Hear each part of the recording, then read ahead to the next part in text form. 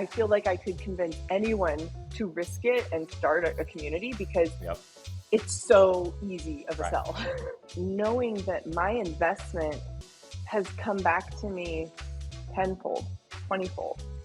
And I have had enough people come up to me and, they have been inspired to start their own meetup. And there is this empowerment that comes when someone will be selfless enough or self-sacrificial enough to lay down their life a little bit. It takes one person to implement community. Okay, welcome back to Bitcoin is Hard. This is a Choice App production about Bitcoin and personal finance. I'm your host, Brian Harrington, and today we're joined by Mills, and I am very, very excited about this. Just got done doing a grassroots Bitcoin panel with her at the Bitcoin 2022 conference. And so, Mills, I just want you to introduce yourself to the audience, take as much time as you need, give your background, and give what you're all about.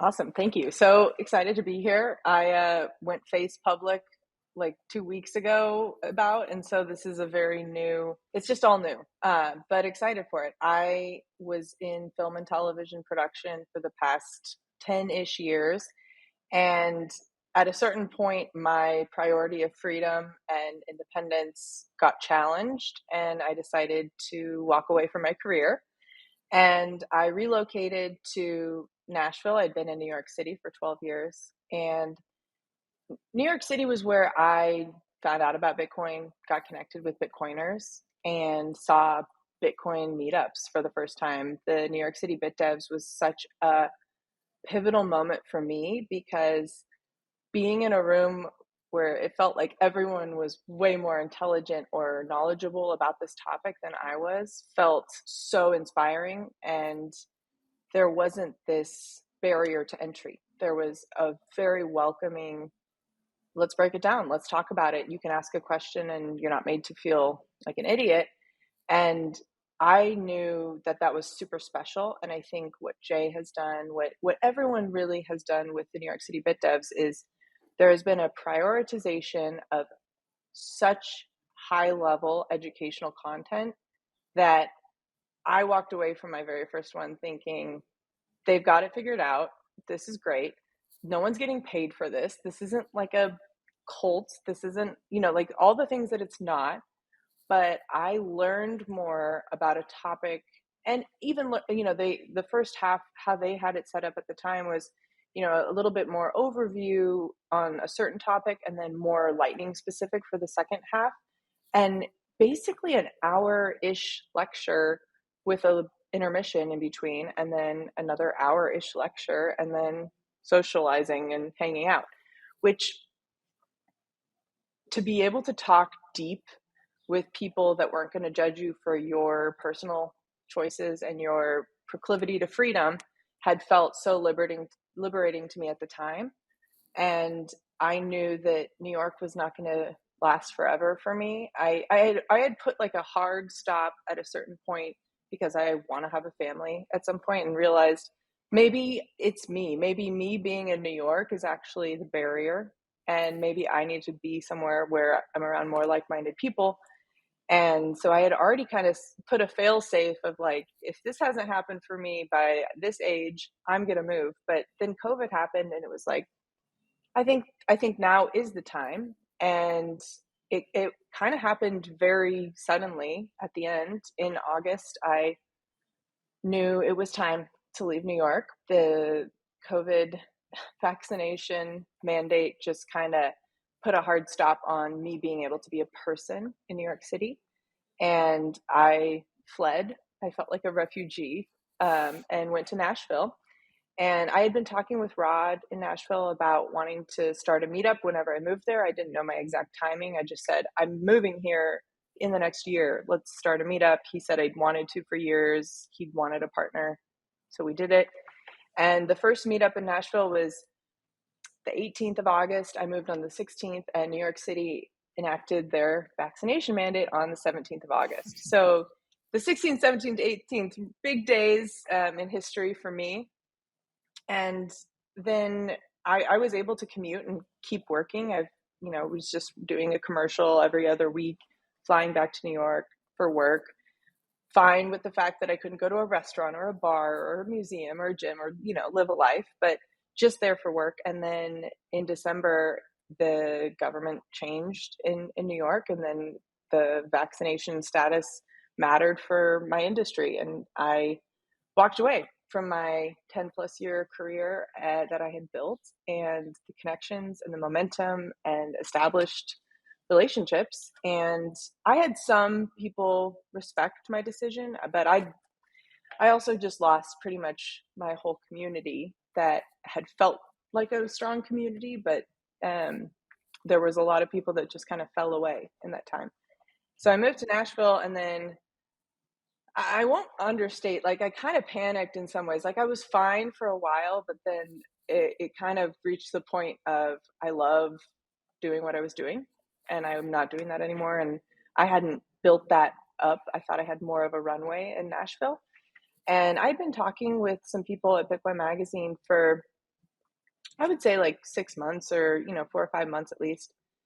And it was more, Q2 2022, we're going to be building up our film and, our media department. So yeah, this sounds great. And then all of a sudden I'm like, oh, I need a job. And so I was definitely pursuing a few different options. And at the end of the day, Bitcoin Magazine was an answer that allowed me to do something that I actually cared about. And I thought I would never work for a Bitcoin company. I thought I would be a pleb for life and not work for the man. And I thought Bitcoin Magazine is the Bitcoin man. And I still kind of think Bitcoin Magazine, in some ways, for better or worse, is kind of the Bitcoin man. But there's a power and a freedom and a possibility that comes with that. And to be honest, it has been the most restorative experience working with a Bitcoin company. And I'm not saying there aren't any fiat tendencies or, proclivities, but I have felt so unlocked and healed from over a decade of working in a pretty restrictive and oppressive professional environment. And now I'm like, I'm working on stories that matter. I'm working with people that care about things, and there's a passion and there's a drive. And I think the through line from everything I've ever done is a value for community, and knowing that without community, we are lost. Like we don't have the people that when things are good, we share it with, and when things are hard, we share it with. And so I definitely have experienced both a loss and an influx of community in the past 6 months. And it's been a big whirlwind. And, I guess that's my intro. That's my life story. Thank you for listening to my TED Talk. No, I love it. I love it. I think sometimes it's just necessary, like, to hear. So, one dive in question on New York, and then one dive in question on Nashville. So the New York period, so it was like commercial acting and like hosting, or what was the main like media work you were doing?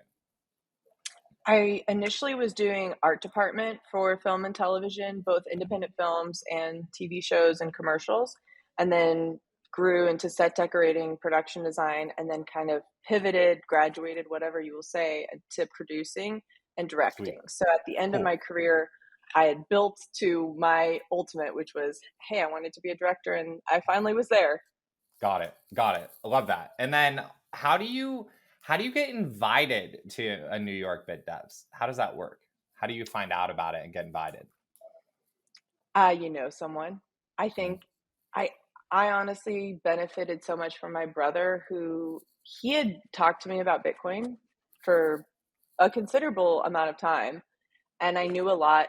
And that was, I would say, I was his listening ear, and he would talk about developing, he'd talk about, why Bitcoin was so great. Um, it wasn't really until I went to BitDevs with him as his guest and kind of heard other people talking about it that I saw for myself what all the information that I had been absorbing from him, Mhm. how it made sense, and that I too agreed. Yep. And what was the mix of when people would, because we talked about this on the panel a little bit about how a technical meetup will start in a city first, or a social meetup will start in a city first. When the technical meetup started like for very like talking shop reasons. Like these things like needed to be discussed and very real work needed to be happening, and this needed to speed up discussions. When people would bring guests, were most of the guests then non-technical, for lack of like a better description, or were they like other developers that were that people were bringing? Was there any kind of trend? I don't know that I can speak to that. I would say I was definitely aware that I was a non-technical guest, and I felt a little, not imposter, but just like aware that I wasn't technical. And based on the level of technicality in the, especially the lightning and Zebedee part of the discussion, I was pretty sure that I was the minority there. And I've always been really reluctant, honestly, to go to Bit Devs. I've never been to Austin Bit Devs. Now I feel like I can, and I won't be out of place or judged or, like said, what are you doing here? You're not a developer. Mm-hmm. But I wouldn't say, from what I understand about Bit Devs, I'm like, it's not for me. I'm not their audience. Yeah. Yep.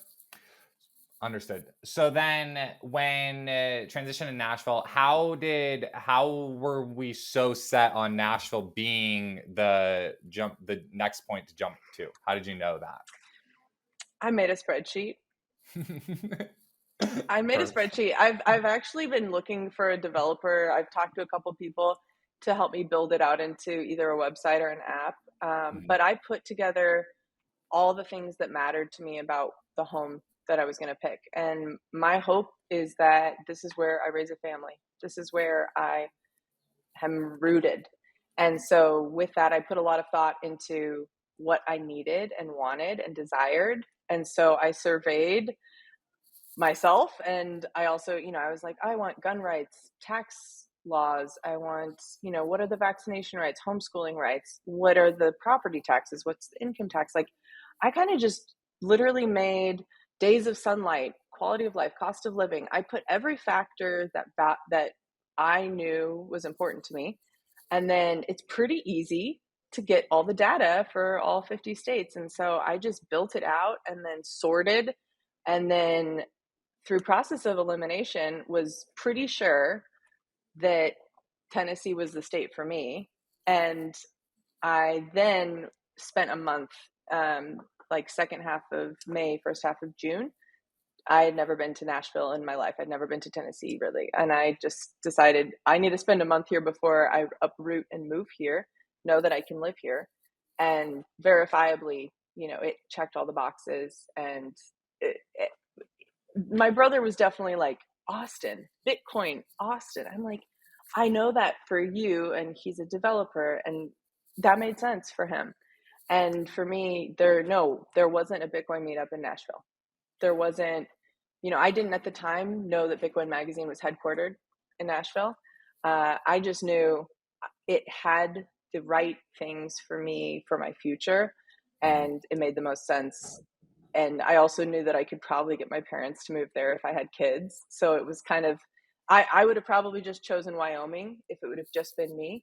But I also, I'm thinking 10 years, 15 years. I'm a future thinker. I can't stop it. No, I love that. That is amazing. Yeah, we need that website. How did how did you know Rod? Can I ask that? How did you guys get connected?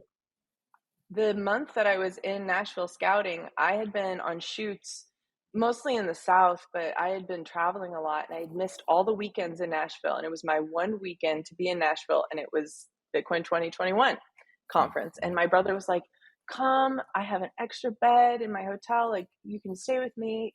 Totally. I mean, I looked up flights. I was so close to booking a flight, and I looked up the weather, and this is the truth. It was a barrier to entry for me. I was like, it's going to be so hot. This is my one weekend to be in Nashville. And I told my brother, next year I'm there, but can you do me one favor? Can you find anyone that's like a Bitcoin maxi, true Bitcoiner who lives in Nashville? And he did. He asked Matt Odell, who said, oh yeah, Rod, introduced Rod to my brother. My brother connected us on Signal. And Rod and I, during my month in Nashville. We got coffee after he got back from the conference, and that was where Nashville Bitcoin Meetup was born. Perfect. No, there's Bitcoiners in every city. There's Bitcoiner in every single city. Like, and you just have to work on it and find them. 100%. So, okay. The key question I want to circle around with you today on is because what I'm trying to do on Bitcoin is Hard is have a podcast about personal finance. Like, it's about Bitcoin in general, but I'm really trying to carve out space for this discussion about personal finance, because like just Bitcoin, like it is like the greatest money like we've ever had, and it's changing the game. Like a lot of the formal like financial advice and just things are not exactly applying as well as they could, because we live in crazy times, and it's just everything's different like about the world now. And so we need new personal finance advice. We need new personal finance advice. So, but then with you like being so passionate about community and having a lot of deep things to say about community, I wanted to ask you this question. How, like, have you thought a lot about how is Bitcoin like such a financial thing and such a community thing at the same time? Because I'm not sure, like I can't think of like money, and thinking about finance is often for a lot of people like a taboo subject, and like not enjoying talking about it. But what is it about Bitcoin that like is both? I mean, I think it's because money is personal. And there is something about Bitcoin that when a person's finances are in crisis or distress or whatever, there is an emotional response, and there is physical stress, probably, in their back or whatever. Money is such a intimate detail of our lives. And to be open, and I'm not talking like being open about your stack size or anything, but like to be open about, hey, I'm prioritizing this currency for a lot of the same reasons. And I think it immediately, all these ideological reasons why Bitcoin come in line. So if money's personal, and then all of a sudden you are picking the same money, for lack of a better word, and then that if you are picking the same money, you've also picked a lot of the same lifestyle, philosophical, ideological beliefs. Yeah. That's really good. I didn't think that you'd be able to do it so succinctly. No, that's amazing. Because I am verbose sometimes. I get it. No, because no, not just so what my brain immediately jumps to is how lack of good money has like undercut the like impact of other forms of community building. Like is immediate, because so you just so expertly explained how yes, money is very personal. Money, as Jim Kreider would say, who he's been on our podcast before, it's like money is priorities. Like that's all you're doing. All you're doing is you're deciding your priorities, and the like being good at like budgeting or being good at managing what you're doing is just about being like ruthlessly like making a spreadsheet of what is important to me, like actually staring yourself in the mirror and saying what is important to me, not just floating through things and casually, like being intentional and what is important to me. And so you're right, prioritizing this currency then often is shorthand for prioritizing a lot of XYZ down the chain of kind of like freedom movement elements. But so do you have any thoughts then on how like fiat money then like I say this thing where Bitcoin is the biggest tent movement in the entire world. It's the biggest tent movement, and it's the most impactful movement in the entire world. And so people that are involved in other forms of community building, obviously that sounds very arrogant, right? Like it sounds very arrogant, and it's like everyone tries to say that like no, the Libertarian Party is the path like to this, or no, like being like vegan is the path to this, or reducing carbon is the path to this, or like joining, like there would be probably even people that would say that like the NFL is the path to this, and like having, sports is the like, or general like volunteering, like the Elks Club, or just kind of, there's lots and lots of community rallying points and niches, I guess you could say, across every single thing that humans are doing, because humans are very diverse. But like fiat money is undercutting the ability for all of that to really like bring people together as much as it could. Fiat culture is self-centric.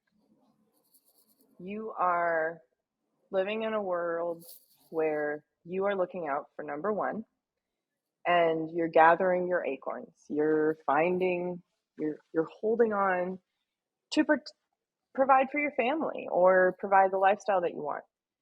There is a scarcity mentality that I don't know that there is a way to separate a scarcity mentality from fiat culture. And I would say one of my favorite things about Bitcoin, period, is a market cap. Having 21 million Bitcoin ever, there is a lock. It's not that you got to catch them all, you got to keep going, you got to be on the hamster wheel forever.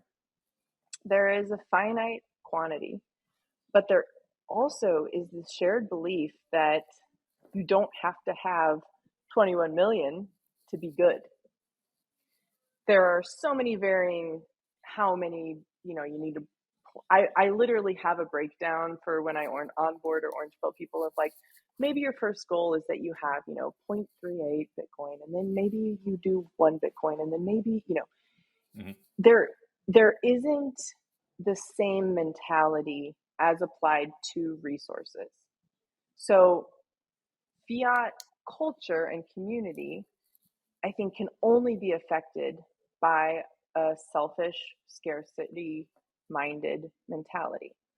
Because that kind of thinking is in pretty much direct opposition with Bitcoin, there is this freedom from individuality. And this is where, Bitcoin veers into culty religion. And I think some people honestly do confuse Bitcoin with God. And that's a whole nother episode or series. No, we can go there. I'm down to go there. Mm-hmm. Well, it is a part of the solution. But when it is the solution, when anything's on a pedestal that is answering all things, that is idolatry. That's you're putting them as God. And I understand why Bitcoin is on that idol altar place for people, because Bitcoin fixes so many things. It really does. And it also fixes people. The quality of people that I have met in the Bitcoin community, the kind of conversations, the fact that I can go right now, that I can go to a room of 100 to 200 Dutch people and have a good conversation with everyone and know that we already are on the same page about most things, that's high value. But it goes back to a fiat community is from self. It's always from self. You're always viewing what you can get, what you're getting from the visibility, or and the Bitcoin community is a circular economy. And I was trying to see if I could avoid saying it this way, but it really is. It's a value for value basis that, like, I met 2 people tonight. They met tonight for the first time, but they had met over Twitter, and she had made this artwork. He grows tulips here with heat from his miners in his greenhouse.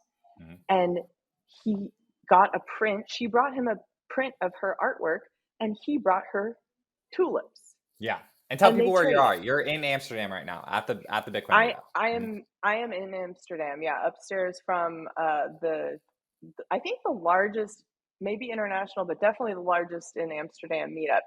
I think it's once a month, but yeah, happening right now. Big, just no programming, no education, just hanging in the upper room.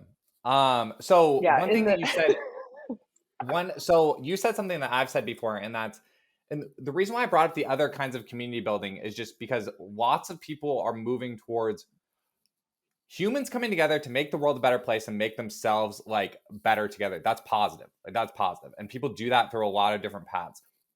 Same thing experiencing that you just said of going to this meetup.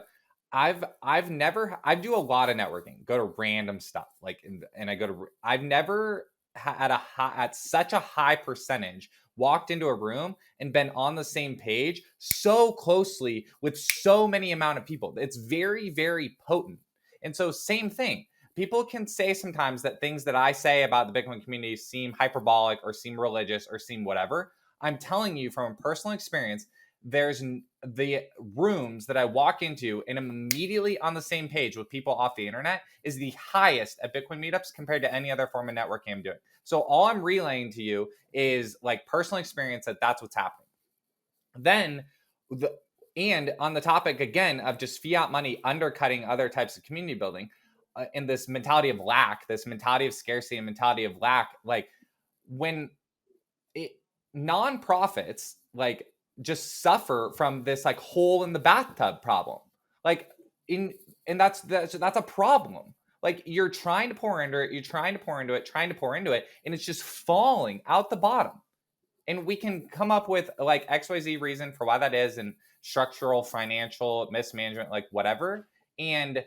But like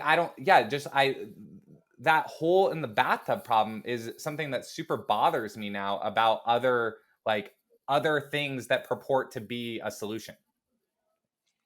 I have been talking a lot recently. I guess I get fixated on certain things and then, talk to everyone that'll listen. But there's a Bitcoin way of business that is still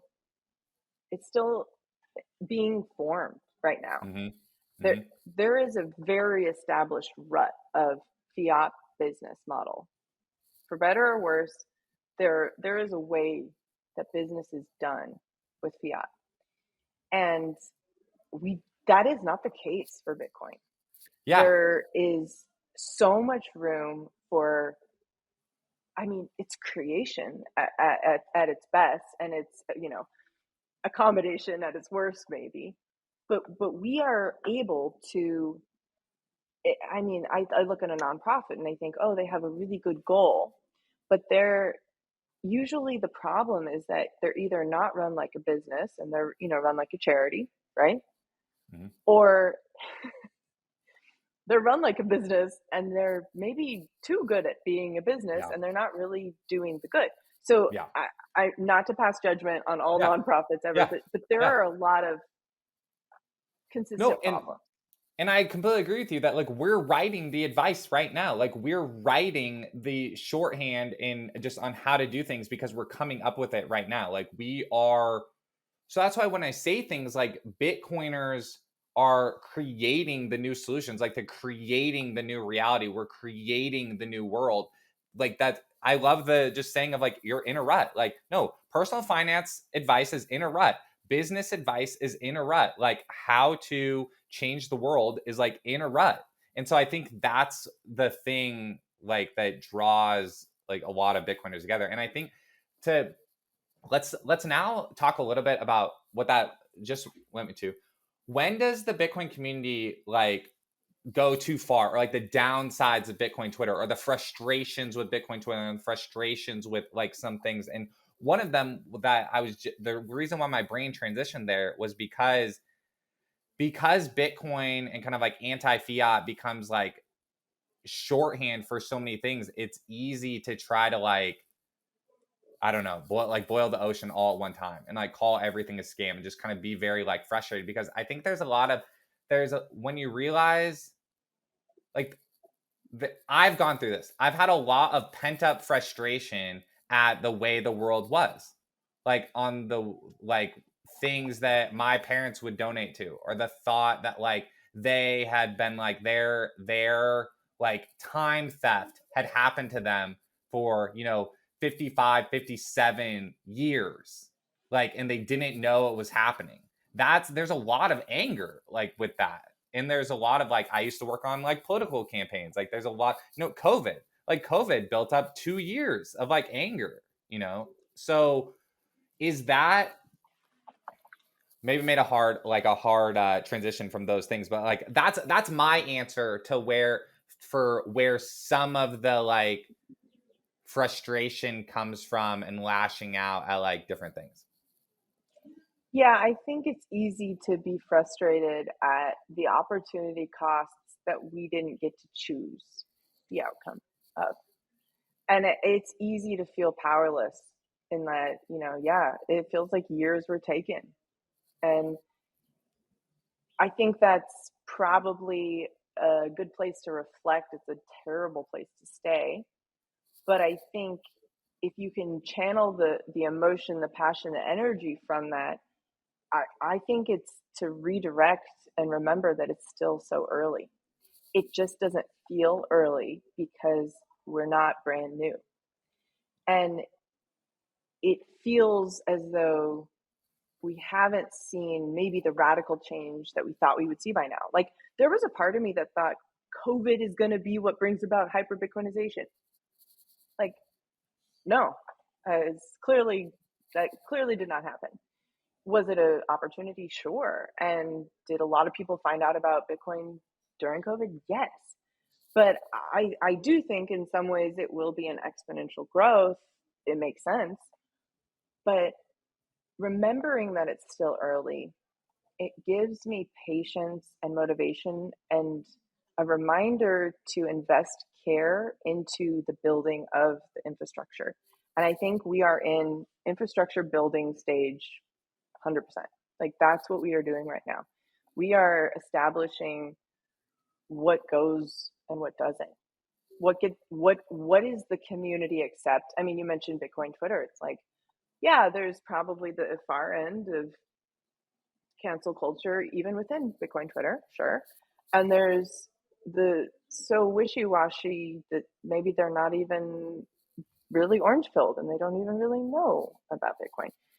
There's absolute extremes, but if there is a genuine motivation to build infrastructure for the future so that people, it's not like we're this like Gnostic, secret club cult where you get inducted. Like, yes, everyone should have their own rabbit hole adventure and fully be like, I remember mine so vividly, and I just remember thinking like all I did all day, every day was in some way like read, listen to a podcast, talk on the phone, think about it, dream, sleep. Like it was so all consuming that it really did feel like this tumbling. And I think everyone, needs to have their own, but I also think that we, by being so early, I think remember we're early, but B, like, build some structure. And I think that's what's driven me to, I'm working on a couple open source like GitHub projects to be launched shortly, that each city, it takes one person, but I mean, ideally it's probably two, but it takes one person to implement community, lasting change. It takes one person. It takes a match to light. I guarantee there's a lot of kindling in there, and there's probably some logs, and you know what? As soon as you do it and breaking through is probably the most scary part because you lose your full control once you strike that match. You cannot unstrike that match. But that's a good thing. And so you get the courage to do it, but then you also will so soon have people around you to help feed the fire, help structure everything. But we can, it's such a fun time that we can actually build something, start something, create something that will, for at least its season that it's supposed to be around, be a part of other people's lives and affecting other people's lives and adding value to other people is maybe one of the most, because there isn't a dollar transaction, right? So it's this true value for value. It's me knowing I volunteer my time to help with this meetup, I don't get paid. In fact, I've paid money more so than not, to make Mm-hmm. it. Mm-hmm. But knowing that my investment has come back to me tenfold, Yep. 20-fold. And I have had enough people come up to me and, they have been inspired to start their own meetup. And there is this empowerment that comes when someone will be selfless enough or self-sacrificial enough to lay down their life a little bit. And it's just saying, I'm not going to always do what I want to do, what is going to feel best to me in this moment, what is just on my mind. And it's low time preference. It's the ultimate low time preference thing, but the benefits and rewards are so crazy that I feel like I could convince anyone to risk it and start a community because Yep. it's so easy of a Right. sell. Right. Because it's worth it. What do you think is, talking about seasons and talking about hyper Bitcoinization versus being so early, what do you say back to the kind of like eventually there, and some people even argue that this is right now, there won't be a Bitcoin community because it's so big? Like, what are your thoughts around that? Or just like when a sub, like if a sub, as the like maybe subculture goes mainstream, how do you see Bitcoin community changing? That's a great question. I just think it's lots and lots of little communities. Yeah. I think one big community is built of small communities, and I've actually only seen it done poorly with the church. Just watching, a community group that's thriving and doing really well. Oh well, so then they break them up, and then it suffers, it dies. Yeah. I think part of what's so beautiful about Bitcoin is there is no, governance saying, well, you have gotten too big and now you need to Yeah. split. Right. I think it's going to happen pretty naturally and organically. There will probably be some pain points and some, people you won't see on the regular for sure. There Mm-hmm. will be shifts in community. But the way I see growth happening is that it has been so organic up until this point that I would be very surprised if it took a more automatic and, inhumane growth trajectory. I think of it kind of like the Art Nouveau, like it is technically structured as far as the design, and it's like, yeah, but it has nature a part of it. And I think I can't imagine, knowing the Bitcoiners that I know, that it would get sterile and go flat and lose its carbonation and or just be mainstream.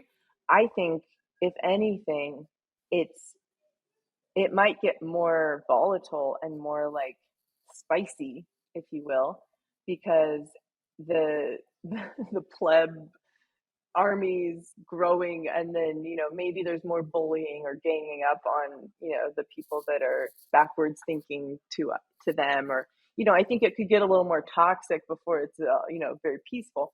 But I don't see in any way that it would ever lose the concentration. And I think that no Mm-hmm. matter the size of the meetup, I've been to small meetups, medium Mm-hmm. meetups, large meetups, every single human there is so rich and so Mm-hmm. dense in just Mm-hmm. their critical thought. They're a fully formed individual, and I can have a deep and encouraging and intriguing conversation with absolutely anyone.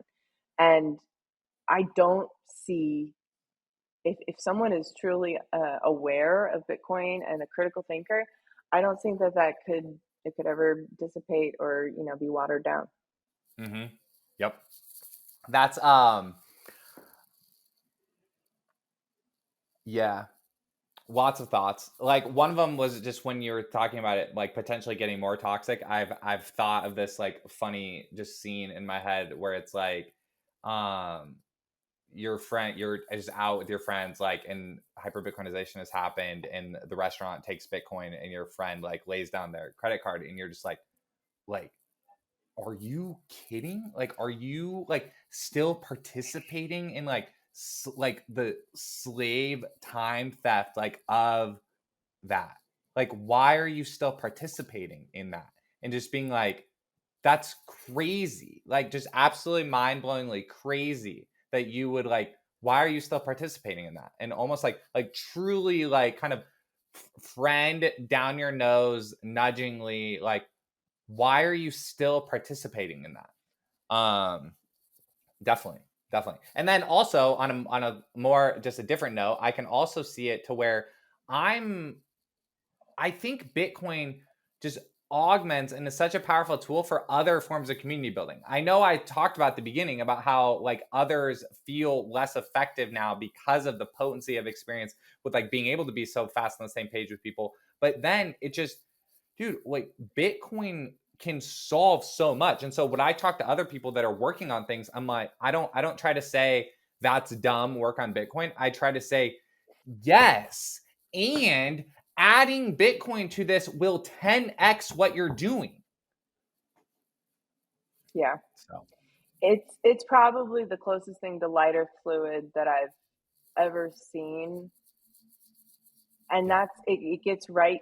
It's honestly, and I'm delicately stepping around this, but the transformation when someone like goes through a faith conversion and their entire the way they see the world has changed, Mhm, and they have a different perspective, but they also have a motivation and a driving mhm, force. And I don't think every Bitcoiner wakes up and thinks, today I will change the world. I will, or, like, but mhm, there are a lot of times where it feels like I'm talking about Bitcoin. And in some ways, it's easier to talk about Bitcoin than about my faith because I'm I'm like, no, but it would be so silly for you to not do this. Whereas with my faith, I'm like, I get it if you don't want to sign up for this life because it is not a walk in the park for the majority of it, but it is so worth it. But with Bitcoin, it's kind of like, honestly, no downside. Like, right. it's in some Right. ways just an I, easier sell. I'm not trying it's a to hundred. say it's better than Christianity. I completely agree. Bitcoin is the only thing I've been able to go to bat for 100% of the time so effectively to every single person. Like when I would work on other ways of changing the world, like I would caveat things for whatever reason, I would throw in a lot of caveats. Like, and you get used to common objectives and then you cut yourself off to the common objectives before the other person even talks. And with Bitcoin, like how you said it, there's zero downsides. Like, will literally stare you in the face regardless of your previous experience, demographics, anything about you, and guaranteed Bitcoin is for you. Guaranteed. Like, and that's where the reason why people, and I'll eliminate this like for the audience because I understand the audience listening is not like all of a Christian background, and that's not necessarily even the focus of today's thing. But I think when Mills talks about community and there is this like just comparison to religion that often like comes up on Twitter, and so I think it is helpful to like talk through it sometimes. The reason why I think a lot of people that grew up either in the Christian or Catholic faith like are starting to see parallels to Bitcoin is because of that thing of Bitcoin is guaranteed good. There's no downside. Like God, like God is throwing so much good stuff at you every single day that you can't even possibly catch all of it. You literally can't catch all of it because it's so good at all the time. So that's why like I'm seeing Bitcoin as a tool that's making that a reality in the world. Like, and that's how I like explain the whole like, that's why I'll say, like, super comfortably, I believe because of my background and because of like my take on spirituality, that God is using Bitcoin as a tool to like change the world. And I don't know of an example of another tool on earth that is currently as sharp and effective as it right now. And I'm open to it. Like I said, I've worked on churches, I've worked on politics, I've worked on coaching little league soccer. Okay. I'm down to volunteer. I'm down to network. I'm down to talk to other people. I'm down to talk to people of whatever spiritual background, whatever political background, and talk about real humans making the world a better place. Like, there's just while we're rolling on it, like, there's no positive future for humanity that uses less energy or has less people. Like, this is a classic, like, we are on the earth together and need to figure it out, like, thing. And so I'm also trying to be comfortable with letting people. One thing that I think Bitcoin is good at is just people saying things with their own words, but still being on the same page.